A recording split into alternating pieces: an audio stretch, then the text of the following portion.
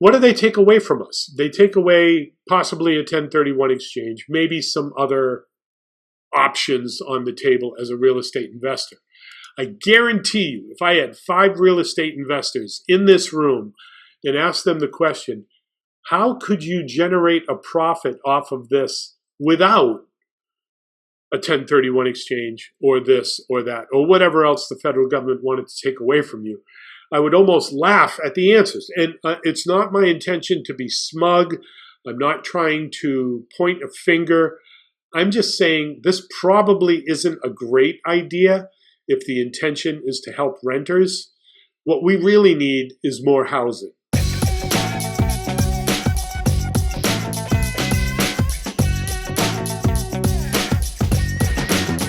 Hey, what's up, all of my real estate peeps? This is Brian Lucier with another episode of the Why Not Real Estate podcast, Golden Nuggets. And on the Golden Nuggets, we try to take a tip, tactic, or technique, and we unpack it at 30,000 feet and kind of give you our opinion on what this means to landlords and real estate investors. So lately, I've been seeing online, let me get the exact name of it here. It is the fact sheet on President Biden announces major new actions to lower housing costs by limiting rent increases and building more homes. So I've heard Brandon Turner talking about this on his podcast. Grant Cardone is talking about this on his podcast. And Grant Cardone really put it in its place. So here's the premise of all this. Nationwide, we have a deficit of 4 to 5 million dwelling units for families to live in. We don't have enough homes. We don't have enough rental apartments for the people who live in this country. And now more people are coming into this country, but I'm not going to take that rabbit hole. So they've put together this bill, this proposal, briefing room statements and releases. So what are they saying they're going to do? I'll just look off camera here and read it to you. They're calling on Congress to put a cap rent increase at 5%. This is national rent control. That's what they're suggesting. For some reason, they are targeting Nevada to build an additional 1,500 affordable housing units. Okay, great. And then they want to rehabilitate distressed housing, building more affordable housing, revitalizing neighborhoods, including Las Vegas, Nevada. Why Las Vegas, Nevada? I couldn't tell you. So yeah, this is stuff that landlords, all of us, you watching this, if you're one of my peeps, this is what you do on a day-to-day basis. You do this. You take inventory, you make it better, you make a home out of it. So it goes a little deeper here. In this article, they said, cracking down on corporate landlords and lowering rents. So I've read this whole article, and nowhere do they actually spell out how they're going to lower a rent. I've been doing this 2 decades, going into my 3rd cycle, and the market dictates the rent. If the federal government comes in and says, okay, you have to have your rent at this rate, but there's another area of the market where it's another rate, people are going to move. You can't force people to stay where they are, and you can't force the market. You just can't force the market. I'll leave it at that. But nowhere does it say how they're going to lower rents. Now, their plan is good. They're trying to come up with 2 million rental units, but we're still going to have a deficit of 2 to 3 million. So this is a Band-Aid on a bigger problem. Yeah, we do need affordable housing. Yeah, we need more housing. I've got a bunch of stuff, so I got a bunch of stuff to share with you. So I'm going to just keep this rolling along. So they're targeting corporate landlords. What are they calling a corporate landlord? Someone who owns more than 50 units. So a lot of the mom and pops, this isn't even going to bother you. You're going to go on business as usual. But we interview a lot of people on this show. I'm not going to name names, but one guy, when he came on, had 50. Last I saw him, he was at 80 units. Recently, he's quit his W-2 and now has over 100 units. And I just saw an offer. He's got another deal going on. So there's young entrepreneurs out there making their mark in real estate, and they're going to break that 50 unit threshold. So what are we going to do, right? I'm going to wrap my head around this, and I'm just going to make the bold statement. Policymakers in Congress who can't do basic math should not be writing economic bills. If you don't understand basic math, don't impose economics on a class. And real estate entrepreneurs and landlords, all the way back to English time, where the lord of the land leased out the land to the agricultural, and they did their crop and paid the landlord. That's English common law. That's our basis for being a landlord. Hasn't changed in hundreds or thousands of years. How you can write a bill and think that you're going to change the course of history in an election year. Oh boy, the timing on that. What a coincidence. Anyways, I'm not going to get political here. So let's look at this. Let's say you are Joe Investor or one of our guests on the show, and you have 50 units. Is this really going to hurt you at all? Well, I have something to show you. I had to wrap my head around this because when I heard Grant Cardone talk about this, he kind of alluded to if you have this much and you're going up 5%, if you have 1,000 units, in 5 to 10 years, you've increased the amount of your portfolio millions of dollars. It always sounds good when you hear something like that. But I want to see the numbers. I want to see the math. So I built a calculator, and I'm going to share it with you. In the notes here and on this link, I think I'm going to have it right down here below. I'm going to give you a web address where you can download it. It's a simple Excel spreadsheet, 5% rent control. That's what I named it.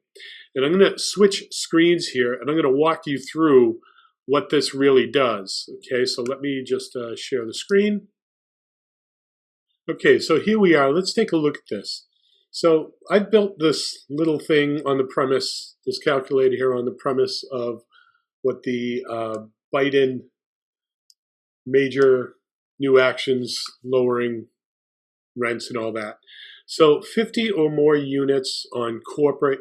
Now, I tried to find what the penalties were. I've heard some people saying they won't allow 1031s or some other possible tax ramifications that you won't be able to take advantage of anymore.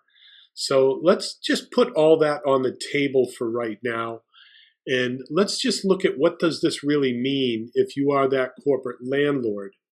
So here in all the yellow screens, I put the variables. I built this out as a calculator. And then in all the green fields are the money numbers. That's the bread and butter. That's where I want you to watch what happens. So what I've done is I've built a 5% increase, 1 times 1.05, right? So that would give you a 5% increase year over year. The average rent I have at $1,500. We're going to play with that in just a second. And there's the average number of units. So based on the rent and based on the cost per unit and the number of units, we are currently controlling a portfolio of $7 million. Now, our monthly grossly rent, 50 times 1,500, is going to be $75,000. Okay, so let's just start here where we are. We have a portfolio of 50 with rents at 1,500. If we did a 5% increase, I'll show you the equation there, right? We're going to multiply the gross rents by the increase of 5%. Okay, that's how that's built. Right off the bat, our first year, we're looking at a monthly increase of $3,750 with an annual increase of $45,000. So on your 50 units, if you're below market rents at the 1,500, you are putting an extra $45,000 in your pocket by doing absolutely nothing except following the law. Then, if we go out the second year, it compounds. All right, that 5% is going to compound out. Now, I have not done the compound computation for 10 years out, But I guarantee you at year 10, you are way past the 5% that the government is suggesting you can do. So, thank you. All right, let's keep going. Here we are, year 2, we're up $47,250. By the third year, by following this law, without even doing anything else, we are now, I just thought, should we be actually adding that number in there every year and having it compound? We'll keep it simple right now. We'll just go off that base rent without the compounded rent. We're just going 5% over the previous year. I think that's close enough to prove the point. Year 3, we have an extra $4,000 a month, which is almost $50,000. Year 4, our rents have now gone up from $75,000 to almost $92,000, an extra $52,000. Year 5, $54,000. Year 6, $57,000. You can see how this works out, and it plays out in time. Within 10 years, by just following the law, I put an extra $70,000 in my pocket. Now, this is all the rent increase. This is just on the rent increase. So over a 10-year period, following the law on just 50 units at a median rent of $1,500, I've made over $500,000 in my pocket, which could easily leverage me into another $3 million property or, $2 million property. Plenty of money left to reinvest, okay? Not even looking at what's happened to the value of the property. Let's take a look at that. Let's say it's not the best neighborhood. Maybe it's a BC neighborhood with a 10 cap. Within 10 years, I've increased the property value $700,000. So I'm looking at $1.2 million in cash flow and value of the property. Now, I could easily do it. We'll get into strategies in a second. But how is this a bad thing, having a national 5% rent increase? It's going to put $1.2 million in my pocket at 50 units at $1,500. Well, you and I both know $1,500, that's low rent right now, especially in Massachusetts. Out in the woods where I live, I'm getting $2,000 a month for a 2-bedroom. 3 bedrooms at $2,500. So if I change the number at $2,000, all this calculates automatically, no problem. I built that, and I'm going to give that to you. That puts my rents at $100,000 a month, which now really escalates. Annual increase 60, 63, 66, all the way to year 10, which is almost $100,000 an extra month of rent for that year just by following the law. What does it do to my, let's see, we did that. So it's still 50 units. It's still at $140 a door. It's a $7 million portfolio. Here on year 10, I've added almost $1 million in value to the property by forced equity by raising the rents. Why would you not do this? This is like college level algebra or high school level algebra, college basic math. In this scenario, I've added almost $1 million in equity to the property, and I've added $750,000 cash flow in the 10 years. So if I hold this out for the 10 years, I'm at $1.6, almost $1.7 million by following the law. Okay, well, let's say we get ambitious and we fix up our units. Or I know right now $140 per unit is low. So I think the median in my market right now is $180 per door. Let's just say $170. Plug in that number. That turns my portfolio into $8.5 million. But now on the back end, this is, okay, so that changed just the value of the property. So if we're looking at the value of the property, here we are. We've increased the value of our property, $930,000, plus those numbers did not change for the value. Maybe something was wrong in the calculator. I'll double check that. But let's say you reinvest and you double your portfolio. Let's see, 50 units. Could I buy 50 units? I'll get a calculator here. 50 times 170,000. Okay, that's 8.5 divided by 25. That's 3.4. Okay, so I could get some investors in that deal and definitely do something. Well, let's do it this way, okay? So if we have an extra amount of cash at 750, let's just go with that number. And let's multiply times 3, because saying that's our down payment. That gives me 2.25 million. If I divide that by 170,000, that adds an extra 13 units. So let's add 13 units to my equation here. Let's make that 63. And now look at my numbers. Isn't this beautiful? And this is going to happen with no money out of my pocket. This is following the law, doing the rent control at the 5%, and just letting the numbers roll and reinvesting it back into the property. My monthly income has increased almost $80,000 a year. This is at a basic 5%. My annual increase is almost at $1 million, and I've increased the value of the property $1.1 million by reinvesting in. This is following the law, doing the 5%. How is this supposed to hurt us, actually? I'm not 100% sure. So yeah, we could tweak these numbers, but let's have some real fun. That owner out there that has 1,000 units, oh my goodness. That puts his basis up to $170 million of assets, and just by following the law. This is supposed to trip up and hurt a corporate landlord. Look at the numbers. It's going to put an extra $15 million in his pocket over 10 years.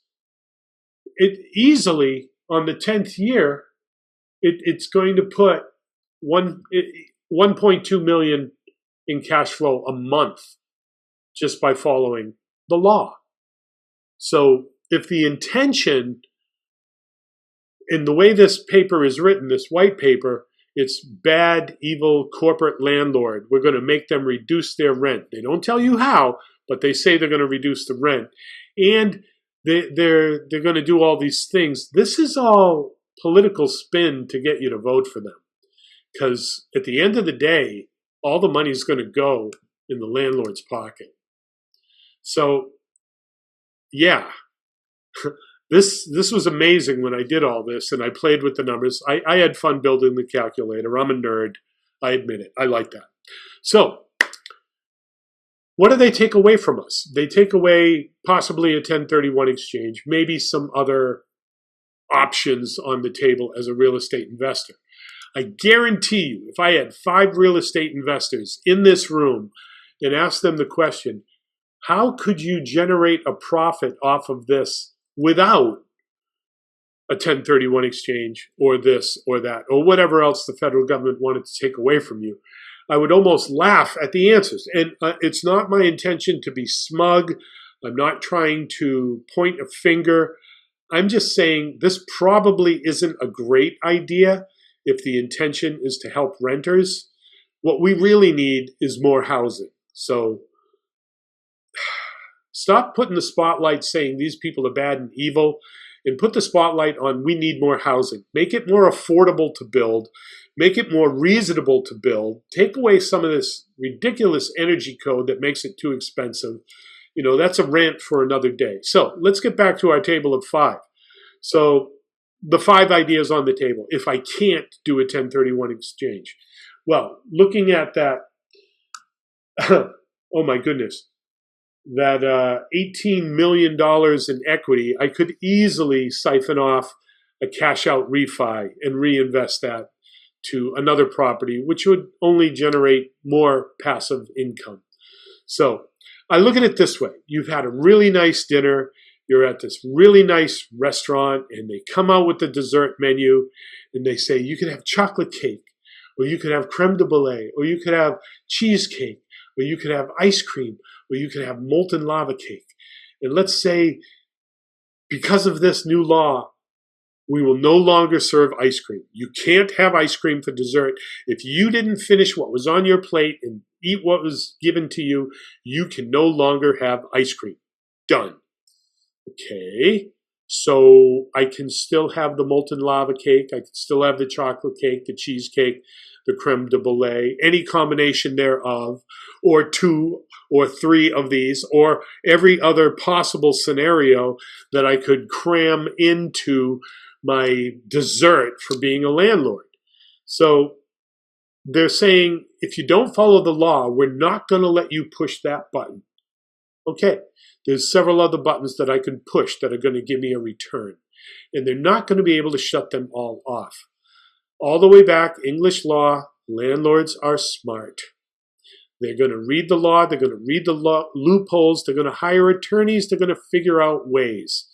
And if that means they're going to do, let's look at some of the other menus, all right? We talked about a cash out refi, value add per unit. Fantastic, because now you're going to take your per unit cost from that 140, which is your rehab style, bringing it up to the 170K per unit, and just totally skyrocket the equity in your property. Well, now you can exercise these other deals. If you take that equity and take it out, you can reinvest and buy more. You can invest in other things that are not real estate, that are not affected by all of this. Believe it or not, but crypto may be a thing, or some other asset class. I mean, I like real estate, but if they put a spotlight on real estate to turn up the heat, something else they'll take their eye off of where you can be lucrative and make a good choice. Reinvest to buy more, buy in better areas. We didn't even talk about that. So the original on this at 1,500 rent, 50 units at 140 a door, that's your BC properties in BC neighborhoods. That's not your glamour zones. If you were buying in better areas, better neighborhoods, your equity would rise faster. Your rents would rise faster just because of the market you're in. And then I got excited on that one. Cost desegregation. If you've got those 50 units and you did cost desegregation, your 27.5-year depreciation schedule that you have on real estate, you can now truncate down to 5 to 7 years and make an awesome savings in your taxes. And what do you want to do with all this? Can't figure out what you want to do with your profits? Well, boys and girls, I have a little tax tip for you, which I've been enjoying for years. Okay, there is real estate everywhere. Let that sink in. Do you like to travel? I like to travel. So everywhere I go is a potential real estate market for rentals. But I have to have that intention. So if I want to go to Maui, if I want to go to Italy, or anything else ended with an E, Spain, which does not end with an E, but anywhere I want to go for a vacation with the speculation of looking at possibly investing there. And believe me, around the world, there are hurting economies where they don't have these white papers being written to hurt landlords, that you can invest internationally or in other areas of the planet, make a good return, and probably actually enjoy living there. I, right now, am overlooking the Caribbean. I'm still a U.S. citizen. I choose to be here a good amount of my time. And this was all made possible by real estate. So, I hope this was informative. I don't want anyone to get afraid if a policy comes out like this, because the people driving the bus aren't looking down the long road.